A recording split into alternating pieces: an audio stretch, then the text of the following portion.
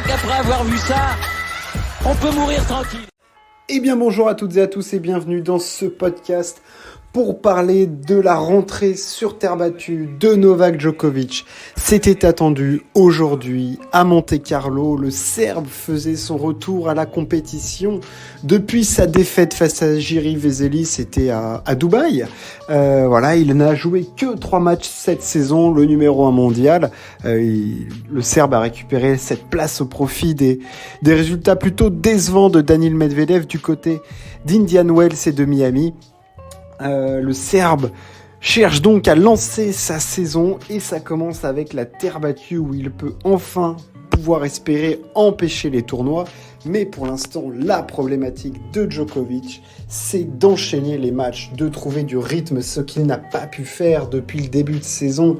Lui qui est empêché à cause de sa non-vaccination. On va pas revenir sur tout l'épisode de l'Open d'Australie, mais clairement, Djokovic n'a pas pu lancer sa saison et ne jouer que 3 matchs.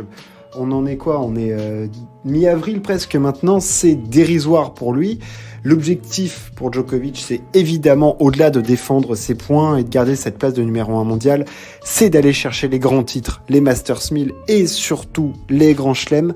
Cette préparation sur terre battue doit l'amener à Roland-Garros fin mai. C'est pour ça qu'il doit être prêt, c'est pour ça qu'il vient jouer à Monte-Carlo, tournoi que il se donne parfois le droit de louper quand il a joué beaucoup en début de saison.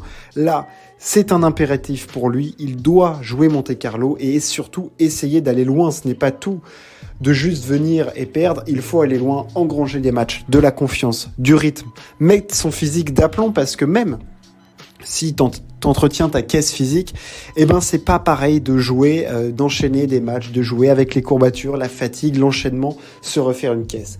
Le Serbe entamait donc cette préparation avec un match pas simple, c'est pas cadeau de jouer Alejandro Davidovich Fokina et on l'a bien vu puisque le Serbe s'est incliné en 3-7. Il aurait peut-être même pu perdre en 2 si Alejandro Davidovich n'avait pas craqué en fin de deuxième set. Victoire de Davidovich 6-3. 6-7, 6-2, ou 6-1 même, je sais plus, 6-1. Victoire nette, sans bavure de Davidovich qui a pris à 8 reprises le service de Djokovic et c'est pour moi là même le chiffre marquant de cette rencontre, les 8 services perdus par Djokovic, montrant ça encore le fait qu'il ne soit pas du tout en rythme. On l'a vu faire énormément de fautes à l'échange, des fautes de longueur en revers, en coup droit, en profondeur, au service, pas être encore complètement efficace dans les zones à chercher. On sait que c'est une arme chez lui ce service maintenant. Et clairement, on l'a vu pas en rythme. Et moi, surtout, l'interrogation que j'ai, c'est au niveau physique. Parce que au bout de 2 heures, c'est-à-dire à la fin du deuxième set, il n'y avait plus rien dans le moteur. Il était complètement à bout, incapable de faire les efforts pour bien se placer, pour faire les bons ajustements, pour faire les petits pas qui sont en plus sur terre battue si importants. On le sait, le placement, le déplacement sur terre battue, c'est primordial. C'est une part hyper importante du jeu et c'est notamment là que Rafa arrive à prendre de l'ascendant sur ses adversaires. Donc clairement, l'incertitude physique de Djoko, c'est pas me pose de question, mais m'interroge parce que c'est très très rare que l'on voit Djokovic à la peine physiquement, même quand il revient à la compétition, c'est une machine de guerre. Là, de le voir craquer au bout de 2 heures de combat face à Davidovich, alors oui, il faisait beau du côté de Monaco, mais c'était pas une chaleur accablante, étouffante non plus, dont on sait que parfois il peut souffrir.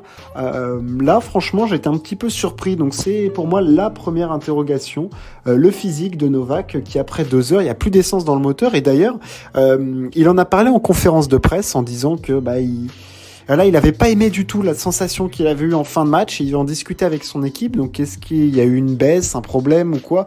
Je pense pas qu'il se soit blessé ou quoi. Je pense que c'est peut-être une méforme, tout simplement, qui est due au fait que le mec, depuis l'US Open, enfin depuis le Masters de fin d'année, c'est-à-dire fin novembre, le mec a joué 3 matchs en est fin avril. Donc, ça fait 6 mois quasiment, 3 matchs. C'est comme si tu revenais de blessure, quoi. Alors, il n'y a pas l'incertitude physique parce que de l'endroit où tu t'es blessé, mais il y a énormément d'incertitudes. Tu sais pas comment va réagir ton corps. Certainement pas comme d'habitude quand tu es à ton top de ton expression physique. Faut pas oublier que Djokovic a quand même maintenant 34 ans, donc quand même les années commencent à compter. Donc voilà, bien qu'il soit physiquement un monstre et un athlète hors norme, et que ce soit le mec qui prépare le mieux son physique, qui connaisse le mieux son corps et tout, à 34 ans, tu reviens pas comme ça après 3 mois et en jouant pas. Donc c'est évidemment une interrogation. Dans le jeu, après, c'est plus difficile de tirer des conclusions parce que on sait que quand un athlète revient à ce niveau-là, à ce niveau de compétition, face à un Davidovich qui est quand même top 50 facile régulièrement, je veux dire, c'est quand même du très très haut niveau, et quand bien même tu t'appelles Novak Djokovic, quand tu joues un 50e mondial, tu peux te faire un petit peu prendre dès le début, et on l'a vu tout de suite, être en manque de rythme et faire des fautes qu'on voit pas faire de Djokovic d'habitude, c'est-à-dire qu'il a fait des trucs on sait qu'il ne le ferait pas s'il était au sommet de son art, des fautes de longueur en revers tôt dans l'échange, ou même craquer à l'échange. On a même vu que c'était une stratégie d'Alejandro Davidovich Fokina de faire jouer Djokovic parce que du coup le Serbe n'avait pas de rythme et craquait à l'échange. Donc ça, c'est un facteur montrant que le Serbe était clairement pas en pleine possession de ses moyens, en pleine possession de son rythme. Et le rythme, pour moi, au-delà de l'échange, il se retrouve aussi au service, où on l'a vu en extrême difficulté sur énormément de mises en jeu. Je veux dire que Djokovic perd 8 fois son service sur un match en 3 sets, ça veut dire plus de 2 fois par set. C'est une stat édifiante, c'est une stat pas inquiétante, parce qu'on peut pas dire que c'est inquiétant à ce moment-là de la saison sur terre battue, mais c'est clairement un marqueur, et c'est clairement un souci pour Djokovic, cette défaite, parce que ça repousse encore plus sa préparation. On sait qu'après, en général, il va jouer Madrid ou Rome, mais le truc, c'est que Roland-Garros, après, ça arrive vite, donc il va peut-être aller devoir jouer des tournois qui se situent entre ces Masters 1000 pour pouvoir engranger de la confiance. Est-ce qu'on va aller le voir à Barcelone la semaine prochaine, par exemple ?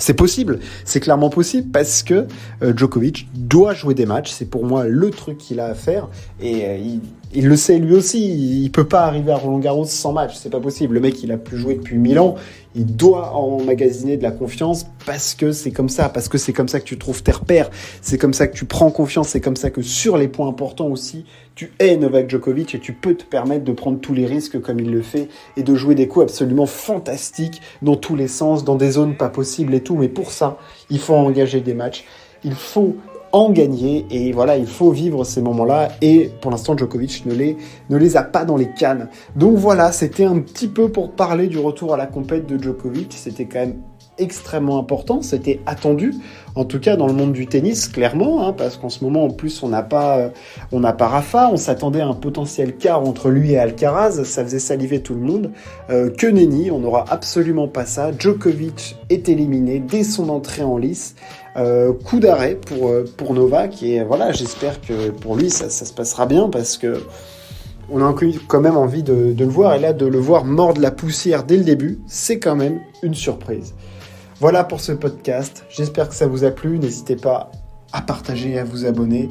Merci de m'avoir écouté, ciao, à plus.